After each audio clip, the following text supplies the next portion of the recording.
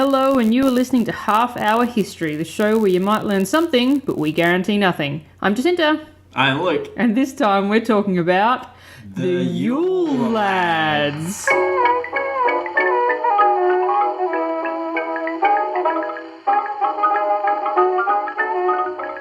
It is Christmas. We are getting Christmassy all up in here. We are jingling those bells even if you don't want us to. I'm gonna come down your chimney, listeners. Oh boy. And to steal from FP Cast, where I stole from an ad or something, we are pumped for Christmas this year. And I wasn't sure if I was definitely going to do a half-hour history Christmas episode because I'm, lazy.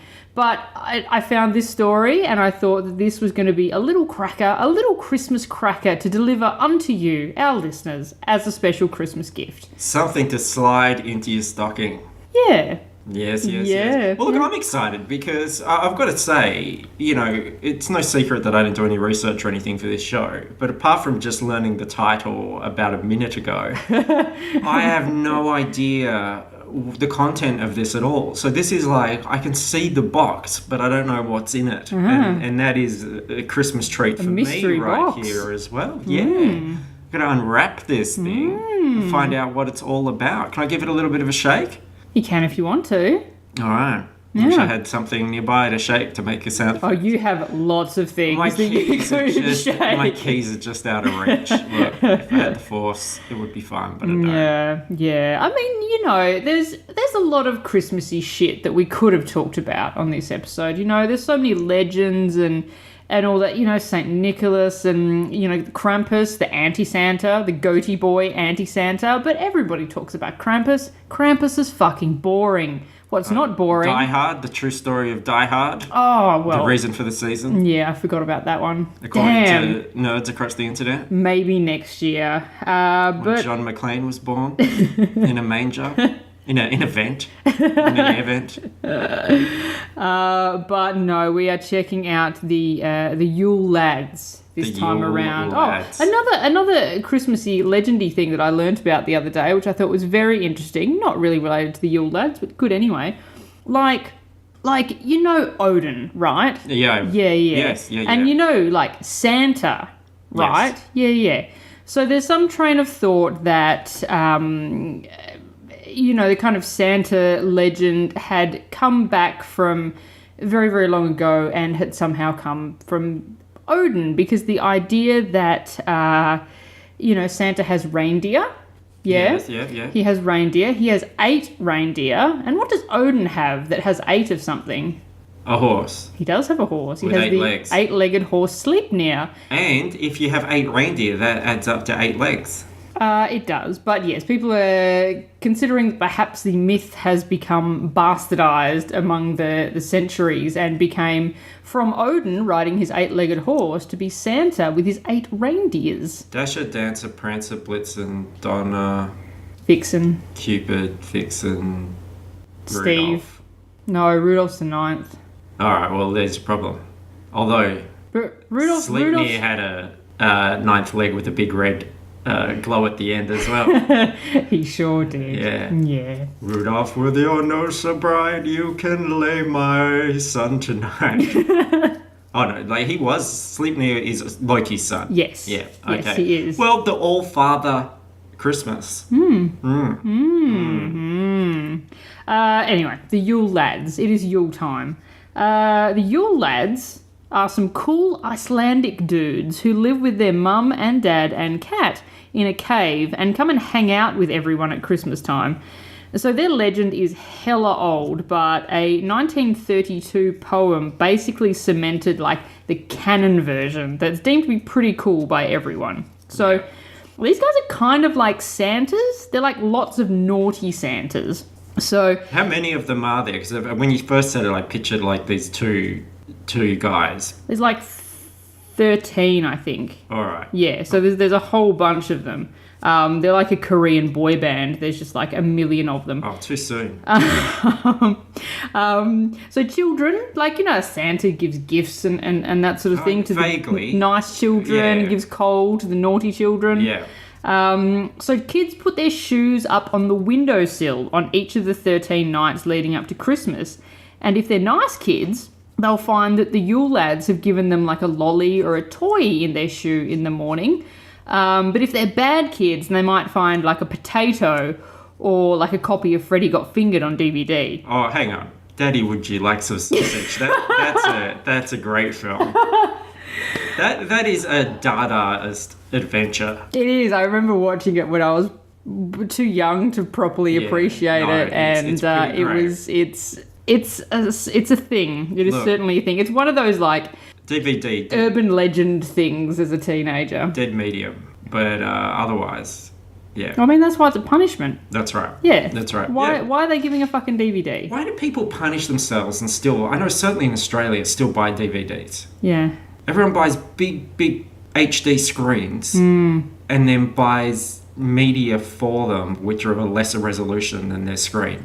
Yeah, I once bought a TV show box set on DVD. I had the option to buy it on Blu-ray, but I bought the DVD just because I like the box art better. Yeah. Yeah. Well, I mean, to be honest... You learned a lesson that day, didn't you? No, I didn't, because I've never watched them, because they're all on streaming anyway. Why would you get a DVD out of a case when you can just watch it streaming? That's right. Yeah.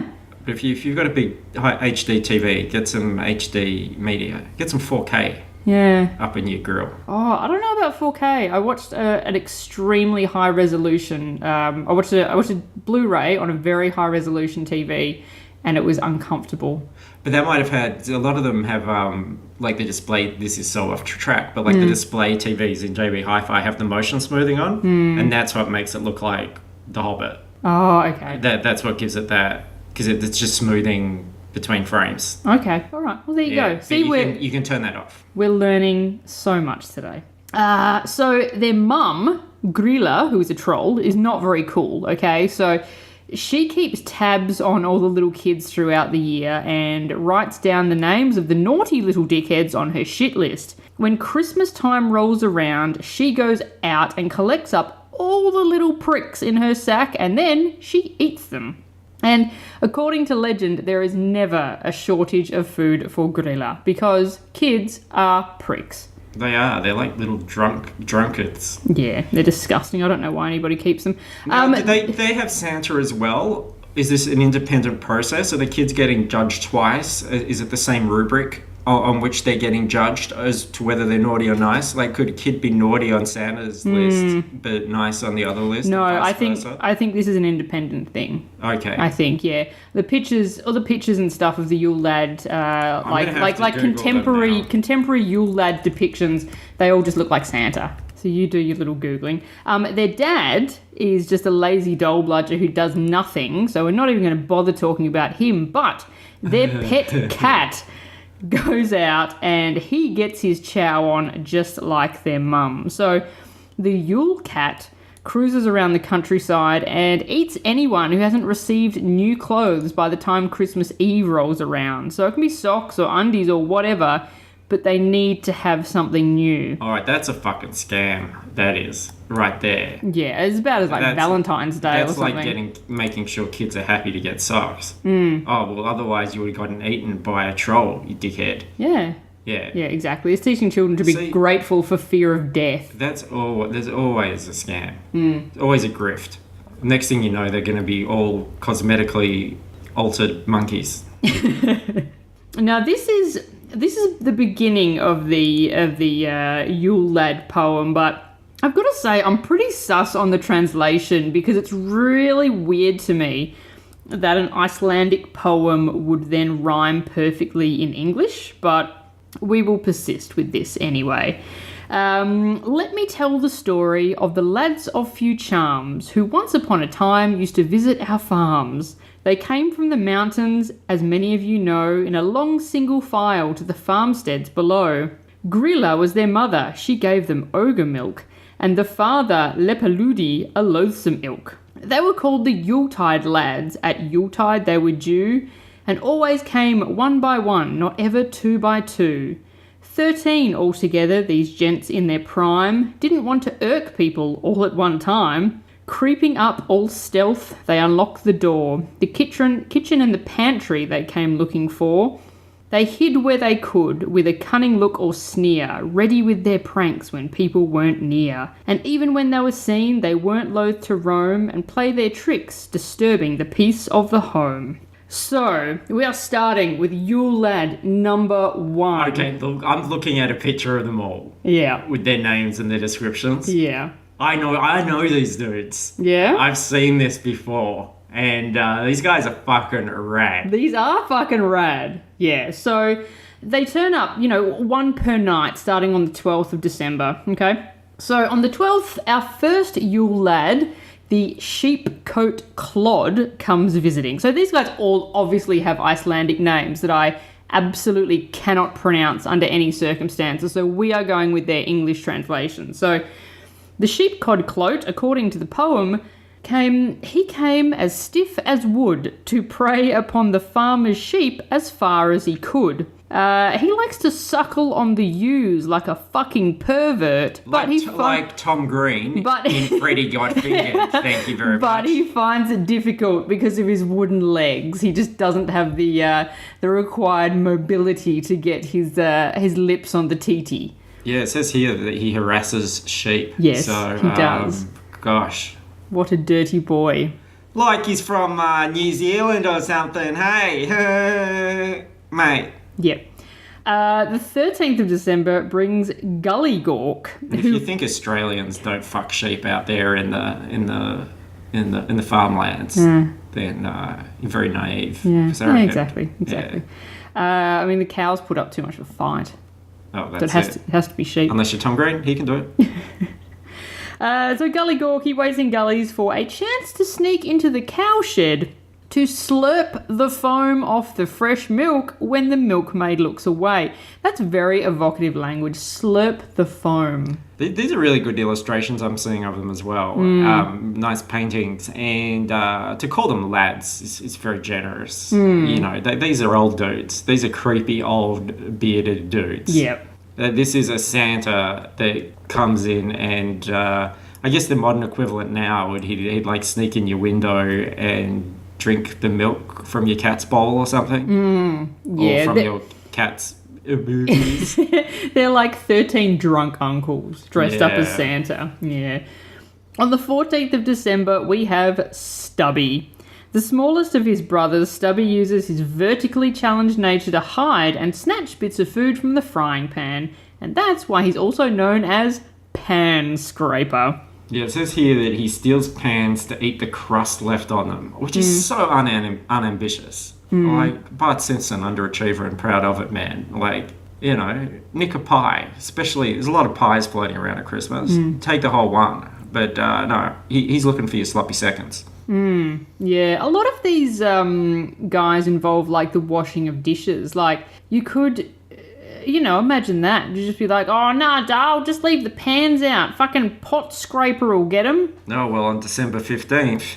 Well, yeah, on December the 15th, here comes Spoon Licker. He likes to sneak into houses and lick the wooden spoon used to scrape the pots. Unfortunately, this poor diet of spoon scraps has led to malnutrition and his very gaunt appearance.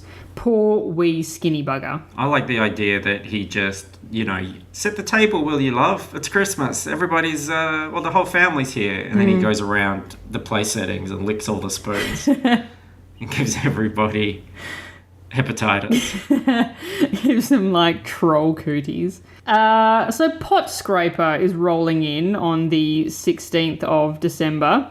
This is different from Pan Scraper. Well, here I've got his Pot Licker. Well, Pot Licker, Pot Scraper, same, tomato. It's got a rough little tongue like a cat. So, this little bugger, he likes to knock on your door, and when you go to answer it, he snatches away the pots that have not yet been washed and licks the food remains from the insides. He does your dishes for you. Which, is nice, but, you're going to have to double wash because you don't know what sort of business is going on in the mouth of a Yule lad. It's not a friendly environment. No, I can't imagine that's too good in there. All right, on the 17th, we have another little cleanly lad. We have Bowl Licker.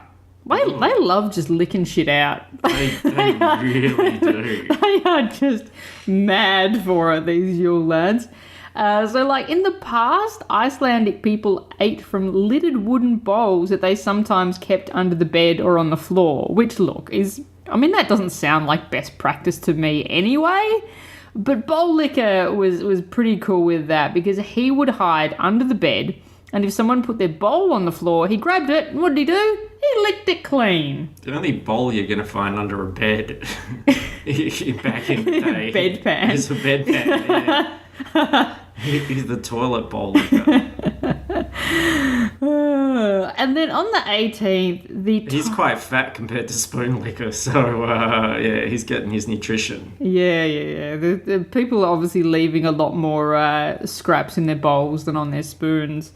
On the 18th, the total dickhead door slammer turns up. Now, he likes to make a lot of noise, and his favourite is slamming doors, making sure no one gets any rest. So he's like your drunk mate who comes home and knocks into everything and trips over the cat and then spews in the hallway. He is useless. On the 19th, brings Skier Gobbler, who is sick for skier, which is a kind of yogurt thing. Yeah, right. He'll sneak into your pantry and eat all the skier until he gives himself explosive diarrhea, and then he probably won't clean it up. So all his other mates are like cleaning fellas. Yeah. And then Door Slammer and Skier Gobbler are just fucking ruining shit for everybody. I know, it's a shame because Bowl Licker already went past on the 17th. Yeah. He'd be more useful on the 20th, wouldn't he? Yeah, well, the thing is, these guys, they turn up on their days, but they do hang around for about 2 weeks. So, okay. So, like, our first guy who rocked up on the 12th, he's there from, like, the 12th to the 25th sort of thing. So they hang around for a while. That's not too bad. Yeah. So, that they say that they don't all kind of turn up at the same time, but, like, in theory, they could. Like, you could just have a house full of these little wretched goblin fellas. Awful. Yeah, it doesn't sound like something you look forward to. No, not really. No. Like, in the past, there was definite sort of indications that they were...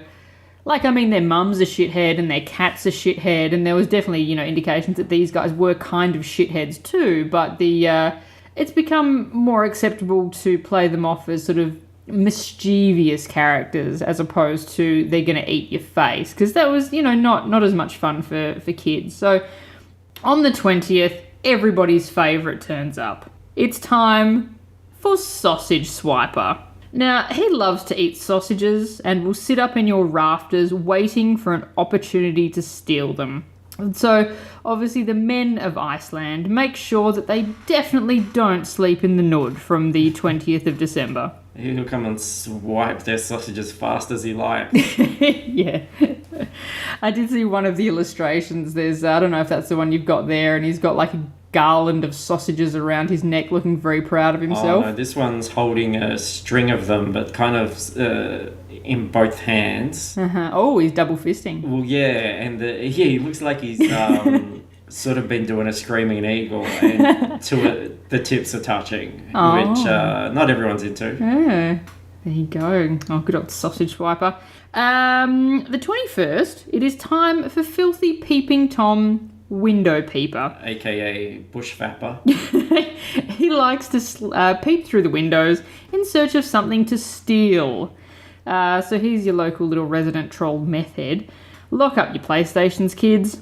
It's the 21st today. Oh, it is. Yeah. Oh. At time of recording. Yeah. So look out. Yeah, put newspaper over your windows, otherwise window peeper's going to steal all of your presents. On the 22nd, the dirty door sniffer comes around, and you can spot him from miles away due to his huge nose. His nose enters the room before he does. The smell of Christmas cookies and leaf bread is what attracts him to your doorway, and if you look away, he will attempt to steal some. The doorway sniffer is trying to locate your daughter's bedroom.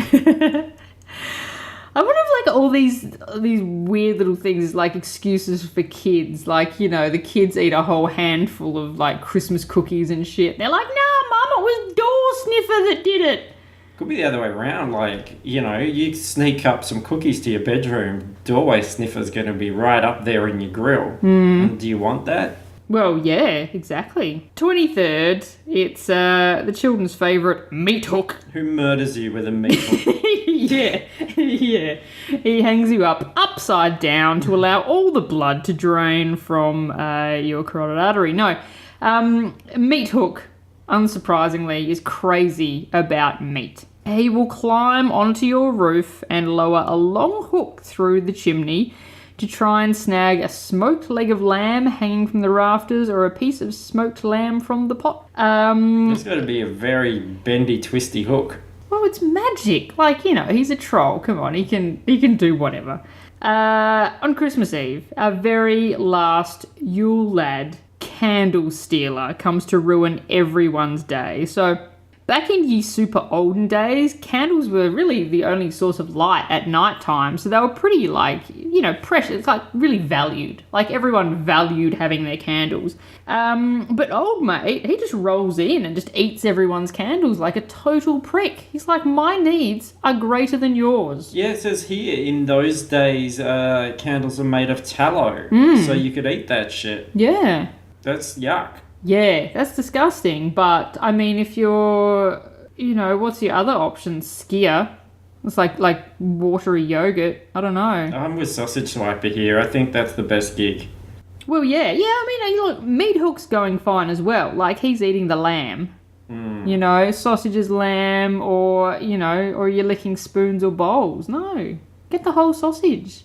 Don't have the little, scrap of sausage at the end of the meal. Just have the whole damn sausage. What are you doing? That's right. Don't lick a fucking bowl. Take that big turkey.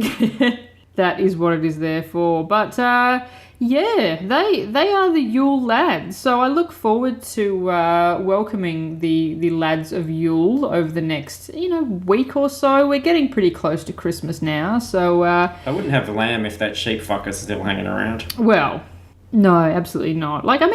Do you eat lamb at Christmas? Lamb's not traditionally a Christmas food, is it? I'd eat, any meat at any time. Well, yeah. But Christmas is ham and turkey, right? People are strange, though. People are strange. That is... People like to break the rules and watch Die Hard. Oh, yeah. But do people actually like to break the rules and watch Die Hard? Or do they like to just get on the internet and say that they watch Die Hard? It's just say that Die Hard's their favourite Christmas movie. Yeah. Or do they turn on just the first 5 minutes, take a photo of the opening titles and put it on Instagram and then turn it off? Yeah. Yeah. I feel that's going to be happening quite a lot over the next week or so. So that's Christmas. Christmas episode done and dusted. The Yule lads. I feel like, there should be some lads for every month. I imagine there probably is. If we wanted to go back into Norse mythology, I imagine there probably is a lad and ladette for every month. So that would be cool. Yeah. It would be good. I mean, I was thinking in the car on the way here, who would we fan cast as the Yule lads? But it's just too difficult. Oh, yeah, interesting. Yeah, it's like... obviously, Jermaine Clement as the sheep coat clod. obviously. I mean, not to generalise, but it's the only option. Yeah. What about Gully Glork? Tom Green, because he will actually suck milk out of an udder. Oh, but no, it's sheepcoat that suckles the ewes. Gully Gork just drinks the milk. Yeah, from cows though. Yeah, but it's in a bucket. But yeah, it doesn't have to be. Okay, all right. He'll drink that fresh milk. Okay, for Stubby the pan scraper. He's abnormally short. Yeah. So it's got to be like Danny DeVito or Tom Cruise. Yeah. Danny DeVito would be funnier. I think Tom Cruise would take it far too seriously. Little spoon licker, the malnourished liquor. Maybe a little scrawny sort of Steve Buscemi type. Could be. Yeah. Could be, yeah. Or, yeah. Or I was thinking Bill Nye. Oh, yes. Yeah. Yes, that's perfect. Pot scraper. Oh, pot liquor. Coming in there, licking the pot. I'm looking at this picture of him and I'm feeling it's like an Ian McKellen. Like, let's get an actor in here that can really act. Yeah, I mean, I feel like pot scraper / pot licker isn't the prime role. Like, he's not the prime Yule lad. Like, he's kind of the middle one. That there's not a lot going on with him. So yeah, let's give Ian McKellen. He can really bring some characterization to pot licker. Yeah. So bowl licker hides under the bed and licks your bowl. He's a bit of a fatty on this one. Yeah. Who's fat? Look. James Corden. Oh, perfect. Yeah. Yeah. And then Door Slammer looks like a real crank. And we've got Ian McKellen there. So let's throw Patrick Stewart a bone. Yeah. Because then, they've got minor roles, but they'll be able to hang out backstage. And there's this guy that eats a lot of yogurt. Jeff Goldblum. Yeah. Because it's weird. It's eccentric. And he's going to be He's going to be taking a spoon of it and talking about how delicious it is. And that will just be instantly hilarious because it's Jeff Goldblum. Okay. All right. I was thinking something else, but I feel like it may work for like sausage swiper. No, this is a big one. This is important, sausage swiper. I feel like this is a plum roll. See, I was thinking for skier gobbler. Like, what about Michael Shannon? And he's eating the yogurt, and he's like maintaining really upsetting eye contact while he's eating the yogurt. And then Jeff Goldblum could be sausage swiper. Like, he could steal your sausages, but he'd be just so fucking charming and disarming about it that you'd give him these sausages. Yeah. Yeah? Sausage swiper looks a little bit hardcore here. I was thinking like an Ian McShane. Oh, okay. But what about Ian McShane from Meat Hook, though? Oh, okay. Yeah, I like that. Yeah? Yeah. All right. Okay, so, Dirty Window Peeper. Johnny Depp. Oh, God, yes. He has to be in it. Well, yeah. Contractually, he does have to be in every film. You're right. That's the role for him, for sure. Yeah, okay. Door sniffer. That's a good role for Buscemi. Yeah, no. He can't double up. Oh, did he double up? I didn't think... Yeah, Buscemi was the spoon licker. I thought we replaced him with Bill Nye. Oh, that's right. Okay, yeah, no, Bill... but... Isn't it that he has a huge nose? Though I guess they could just have a massive prosthetic on Steve Buscemi's sunken face. Yeah. Whew. Okay, so... Meat Hook was Ian McShane. Meat Hook was definitely Ian McShane. Candle stealer. Who's going to chomp on some candles? Yeah, this, like you said, this is like a pretty rude. Yeah. What this person's doing. Like, this is a pretty nasty prick. And like, it's Christmas Eve, you're gathering around with the family, you light a few candles because you like to see people. I hear that that's a plus when you're hanging out with your family. What about Dustin Hoffman, and then he can hang out with Johnny Depp? Oh, yeah, maybe. What if they have like... I was thinking of who else has been like gross over the last couple of months, but God, there's so many options. Yeah, Hoffman sounds... Yeah. And I think Candle Stealer, I think candles, I'm looking at this, I'm thinking of Hanukkah. Yeah. Just Dustin Hoffman. Yeah. Yeah, okay. I can see that. Yeah, interesting. Okay, well, there we go. Oh, look, if that's not good enough, what about like an Ed Norton or something? Yeah. He likes to get into a role. Yeah, or like Christian Bale will just like... Oh, Christian Bale will fucking love it. He would method the shit. He would eat 500 candles to get into the mindset. Give it to Christian Bale. Yeah, he would... He'll wear the makeup. It's fine. Yeah. He'll just he won't be able to come out of his trailer one day because he's so constipated from eating so many candles. And then Grilla with the cat, that's obvious. It's Hank Azaria. Mm-hmm. He was so good at Gargamel, and this is just the same thing. Yep. Yeah. Even get Azrael to play the cat. Yeah. Easy. They come as a pair. Yeah. Like Patrick Stewart and Ian McKellen. Mm-hmm. That's a fucking movie, Hollywood. Yeah. And Harvey Weinstein produced it. Oh, perfect. And Brett Ratner.